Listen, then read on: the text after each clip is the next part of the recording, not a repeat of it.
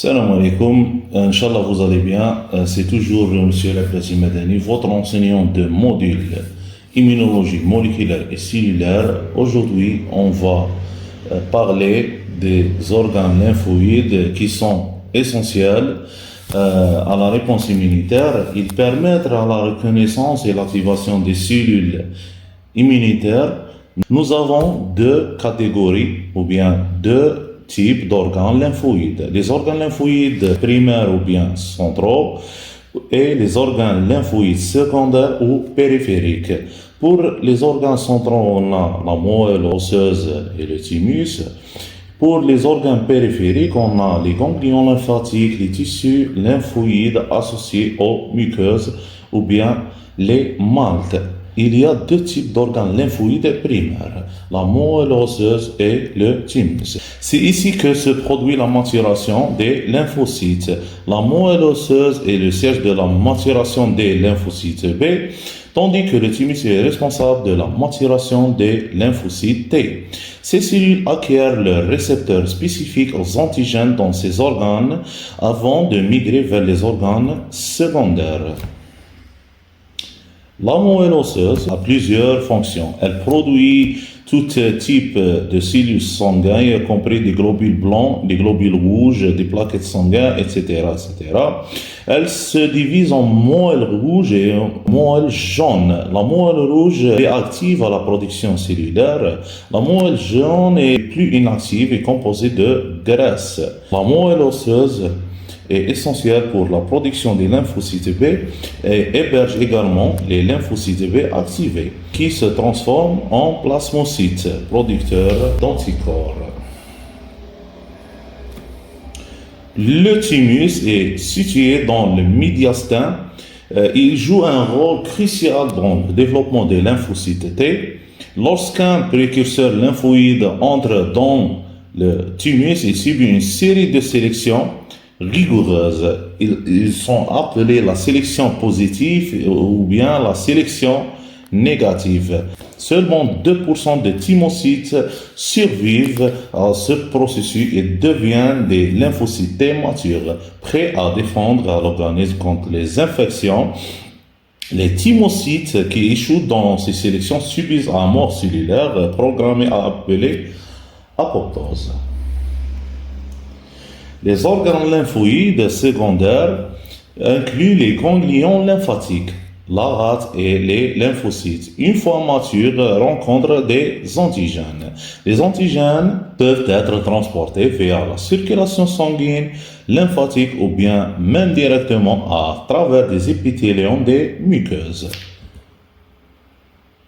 Pour les ganglions lymphatiques, qui sont bien sûr les organes lymphoïdes secondaires, ils sont des filtres situés au long du réseau lymphatique. Ils sont souvent regroupés dans des zones stratégiques comme l'aisselle, l'aine et le cou. Ils jouent deux rôles majeurs. Premièrement, ils filtrent les pathogènes grâce aux macrophages et deuxièmement, ils activent la réponse immunitaire adaptative. Les ganglions sont organisés en trois régions principales ou bien des zones principales. Le cortex qui contient des lymphocytes B, la paracorticale riche en lymphocytes T et la médulaire qui abrite les plasmocytes produisant des anticorps. Pour la rate, c'est la plus grande organe lymphoïde. Il se trouve dans la partie supérieure gauche de l'abdomen. Contrairement aux ganglions, elle filtre le sang plutôt que le lymphe. Elle est constituée de deux types de tissus. La pulpe rouge qui élimine les globules rouges usés et la pulpe blanche qui est active dans les réponses immunitaires. Elle détecte et répond aux antigènes transportés par la circulation sanguine et produit des anticorps. Pour les maltes, les tissus lymphoïdes, comme des plaques de BR dans l'intestin et les amygdales, sont spécialisés dans la défense des muqueuses. Ces tissus jouent un rôle important dans l'absorption et la reconnaissance des antigènes inhalés ou ingérés. Ils produisent des immunoglobulines de type IgA. Les immunoglobulines sont des anticorps, bien on a cinq types, on a plusieurs types, plutôt cinq types des immunoglobulines, chacun son rôle et sa spécialité. On va les voir prochainement dans des chapitres prochains, particulièrement adaptés pour protéger les muqueuses contre les infections. Et voici tous pour notre cours. Et si vous avez des questions, je suis ici à votre service et merci pour votre attention.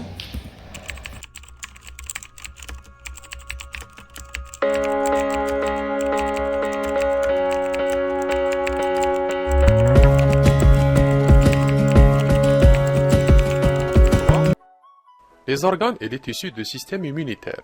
Les organes lymphoïdes primaires, également appelés organes lymphoïdes génératifs ou centraux, sont les sites où les lymphocytes atteignent la maturité phénotypique et fonctionnelle et expriment les récepteurs antigéniques. La moelle osseuse et le thymus sont respectivement les sites de maturation des lymphocytes B et des lymphocytes T. Les lymphocytes matures entrent dans la circulation et migrent vers les organes lymphoïdes périphériques ou secondaires, sont les ganglions lymphatiques, la rate et les tissus lymphoïdes associés à la muqueuse.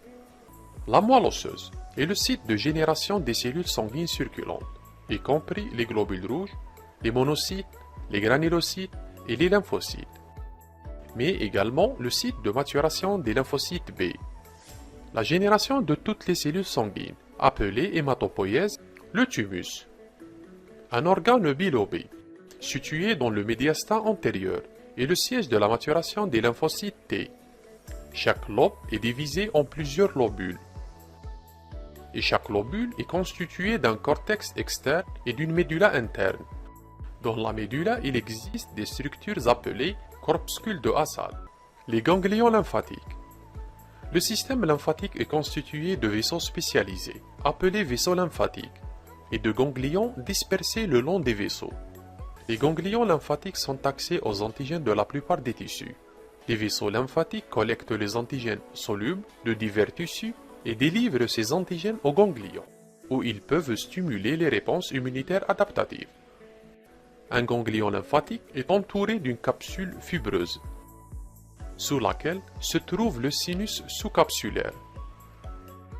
On distingue deux régions dans le ganglion, le cortex riche en lymphocytes et la médula.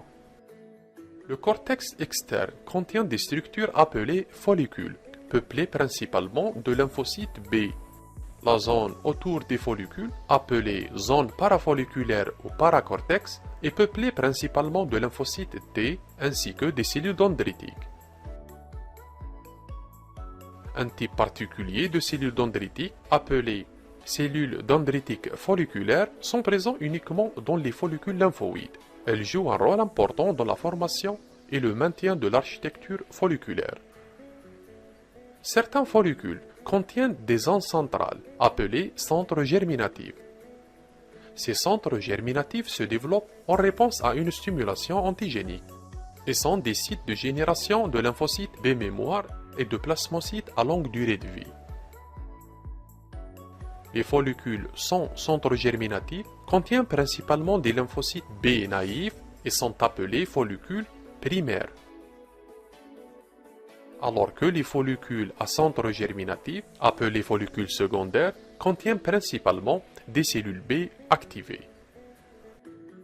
Chaque centre germinatif se compose d'une zone sombre, remplie de cellules B proliférantes ou centroblastes, et d'une zone claire contenant des cellules appelées centrocytes qui ont cessé de proliférer et sont sélectionnées pour survivre et se différencier davantage.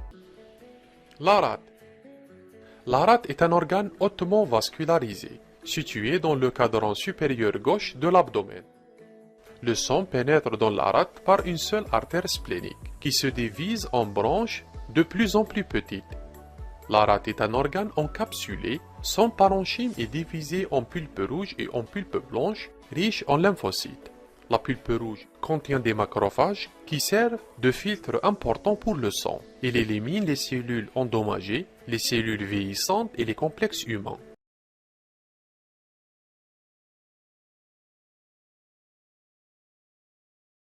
La pulpe blanche est le principal site de développement des réponses immunitaires adaptatives dirigées contre les antigènes délivrés par la circulation sanguine, contrairement aux ganglions qui sont spécialisés dans la défense contre les antigènes d'origine tissulaire délivrés par la lymphe.